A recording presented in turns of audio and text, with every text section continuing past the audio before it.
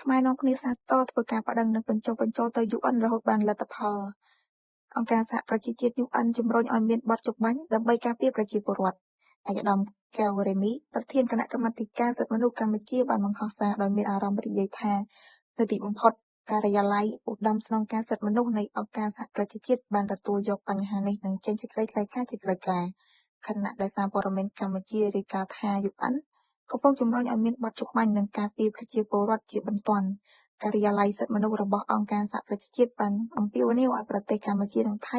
បញ្ឈប់អំពើភាពជាសត្រូវនឹងគ្នានិងត្រឡប់ទៅកាន់តុចរចាជាបន្ទាន់